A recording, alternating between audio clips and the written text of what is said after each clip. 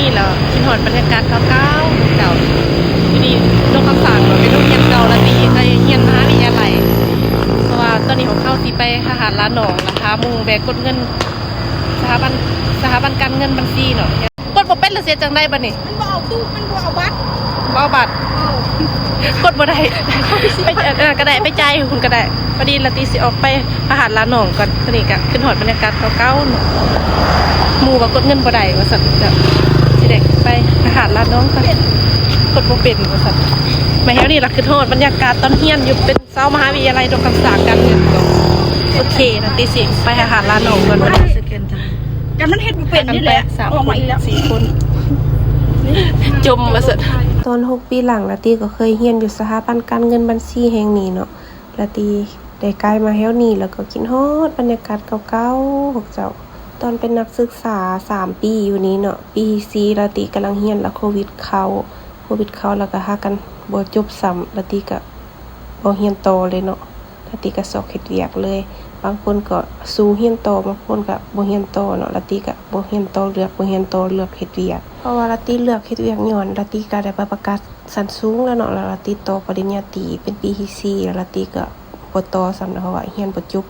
โควิดเข้ามาแล้วก็เลือกเฮ็ดเวียกเลยตอนนี้ละตีมาหอดทหารล้านหนองเหลือสีลงไปลุมกันฮัลโหลสามสาวเอ้ยเร็วมาเด้คนงามโอเคละตีสิหาลงไปลุมหมดจ้ะตัวนี้ก็เป็นเที่ยวจอดรถเนาะ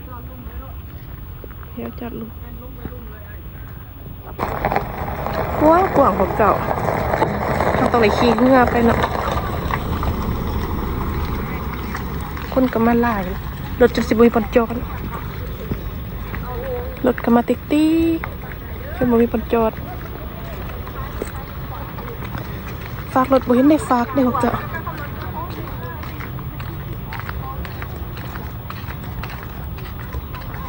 โอ้เป็นอาหารอยู่ไหน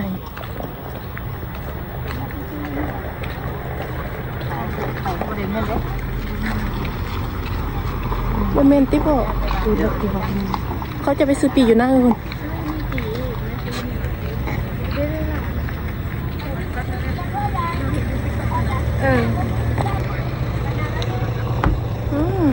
แฮมแผ่ประเด็นนะหรือว่าซื้อกันเย่ามา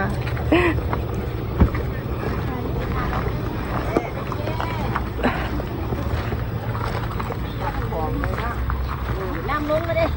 เห็นหาดลายได้มีธรรมดาขึ้นอยู่พี่เอาแม่นว่ะแม่นธรรมดาขึ้นอยู่พี่ได้ผลแล้วขึ้น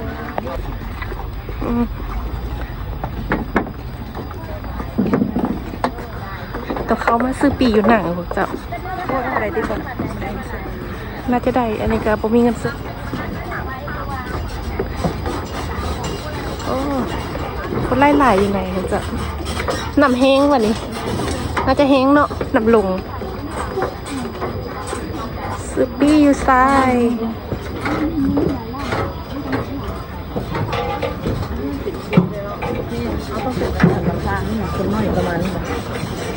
มีคนไล่หลายสัตว์เรียนคิวเดี๋ยวต่อเที่ยว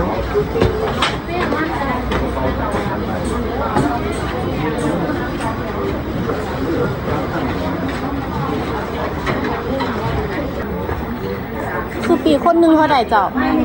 คนเท่าไหร่ปีละแสนมันจะปล่อยน้ำแม่สรุปโอนได้ปะ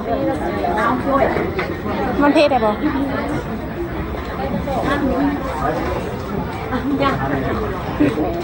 คนไล่พวกเจ้าคนละแสนคลิปเนาะเดี๋ยวนี้อีสื่ออันนั้นก่อนสื่อคั้นไปบูซ่ากัน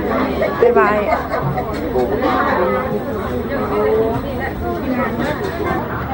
ขายจังใดเจ้า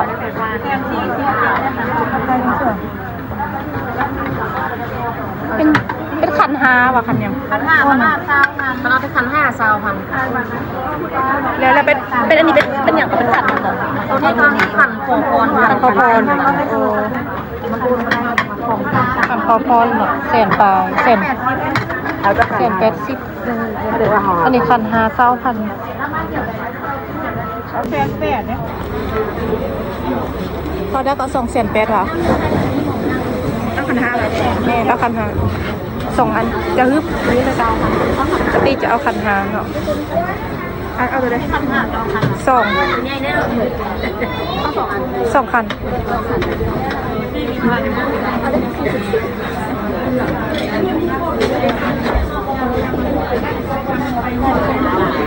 จะไปใส่ดอกบุ้ง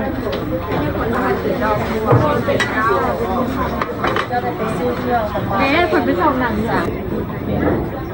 ตอนนี้เราตีอยู่ฟังของฟังแม่น้ำของของเราเนาะเราตีจะกลับขึ้นมาซื้อพาเนาะจากขึ้น150,000 กีบไปเขียนซื้อเลยนามสกุลแล้วก็ขอพรโอเคเอามาแล้วก่อน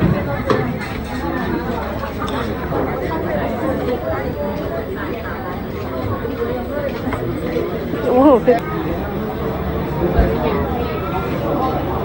เขาพ่อนี่อย่างก็หนาว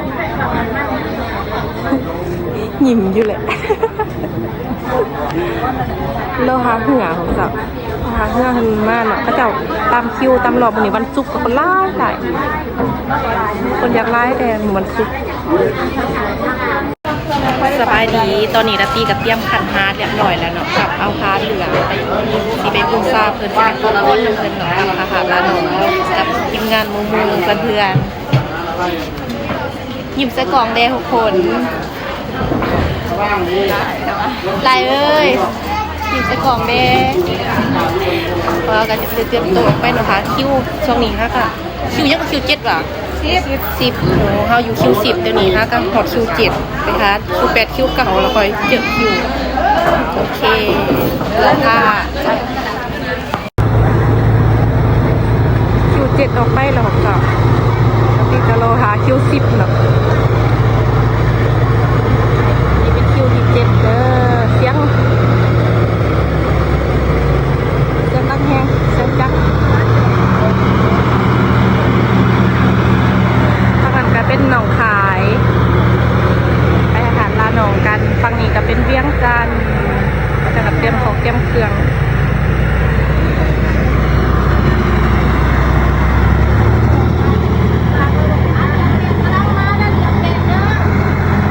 คิวเจ็บไปแล้วเอาเมฆเขาจะเอาสูบมาให้น่ะ12 ล้านมาดีมหาปูละ12 ล้านถ้าจะออกมาทำขายวันจะส่งที่2ใส่กินหน่อยจะจำเป็นจะเอาถ้านอกเราเองต้องได้หลายชิ้นไปละ15,000จะมาขายเลขในมาสั่น12 ล้านมาสั่นหลายจะคือบ่เอาจะก็ได้มักลิ้นบ่มักอี8มาแล้วรอบอี8มาแล้วของจัน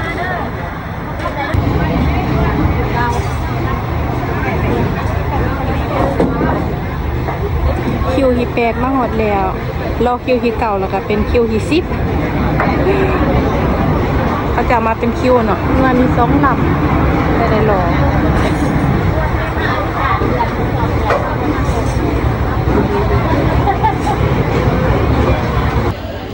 มาแล้วคิวตัวเองแล้วกดคิวแล้วสิขึ้นเฮือไปค่ะลาหนูก่อนเด้อคนหลายๆอันนี้รอคิว10เด้อคิว10เป็นการรอคอยที่รอนานจากคิวที่10มาหอดแล้วรอ3 เที่ยว4 เที่ยวเนาะสบายปลอดภัยเลยไปสิได้เข้าไปนะคะลาหนองสักทีดีใจจัง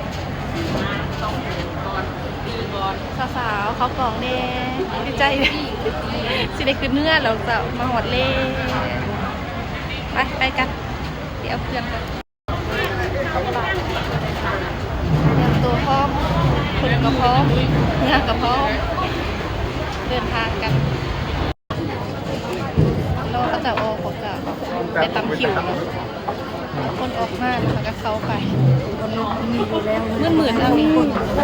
เขาไปหาร้านหนอขึ้นเหนือขอปี้แน่ขอปี้ว่าจะตีบริยูน้ำตาตีหน่อยอยู่จับได้บ่เอาเลยเจ้าขอปี้เอาเก็บไปไว้เลยเจ้า3 คนโอเคสู้ไปหาข้าวร้านกันนั่งข้างไหนข้างนี้อ่ะ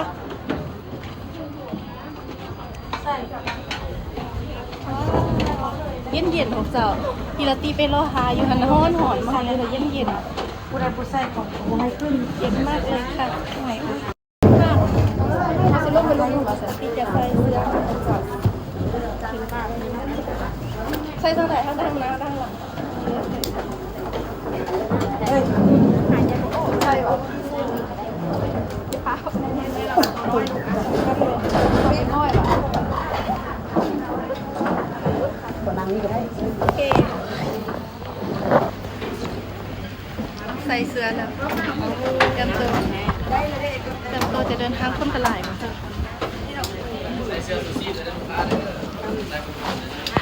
เมาเหื่อเว้ยเมาเหื่อเมาบอกเมาบอกเหื่อบอกเดินเสื้อมาค่ะร้าน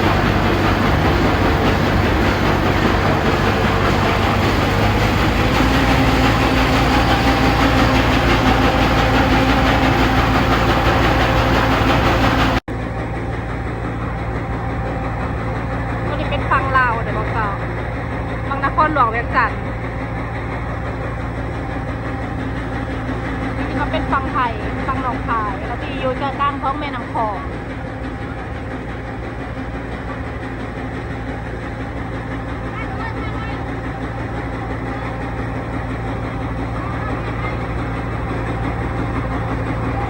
บรรยากาศดีจะตั้งแม่น้ำคองเย็นจะดังแม่น้ำโขงโคตรอาการดีของเราปกติกับเคยขี่เงาค่ะแม่น้ำโขงจะเกลือเป็นครั้งแรกไปเลย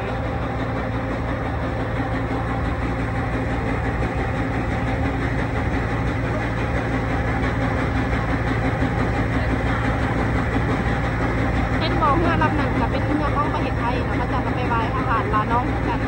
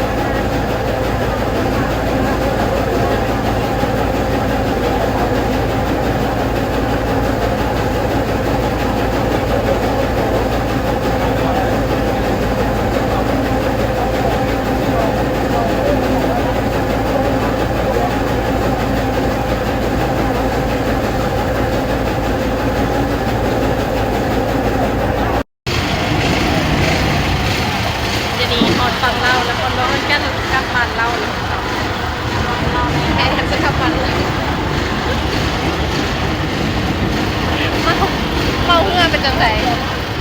ก็ยังไม่หัวอยู่เมาเหือของเจ้าคนอีหยังคนอีหยังมาเป็นตะสังแท้เมาเหือพระเจ้าพาคิวลงเรือแล้วค่ะกลับบ้านแล้วก็เดินทางกลับเราบ๊ายบายเจอกันในคลิปต่อไปเด้อ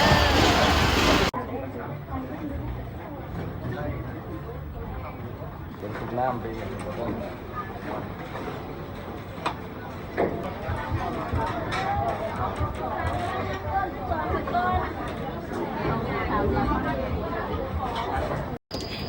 กลับสุพรรณบุรีแล้วเดี๋ยวต่อเป็นเหี่ยวยาวผู้ลงกันลงผู้ขึ้นผู้ลงมากกันลงมาผู้ขึ้นไปผู้ขึ้นไปคนโคตรหลายจ้ะได้แล้วมากินขับปุ่นจากชิ้นโตกับสองตั้งอาหารลืมทายอยากกินเขาเนาะพากันมากินคำอุ่นจากผีอยู่ฝั่งโขง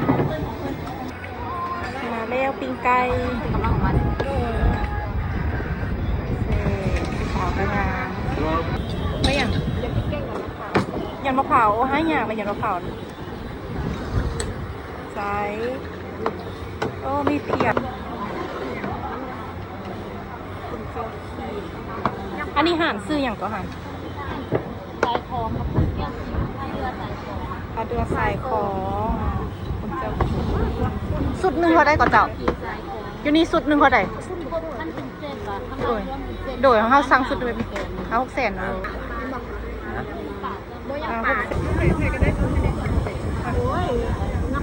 ไข่ใส่ปรุงก่อนให้เห็ดก่อน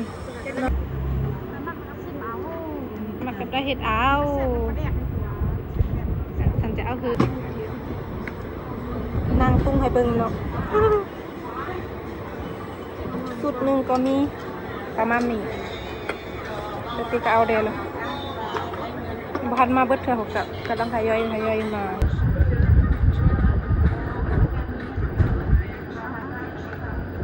แซ่บบอยนาง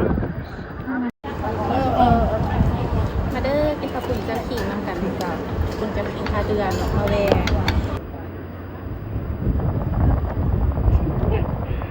ลมแห้ง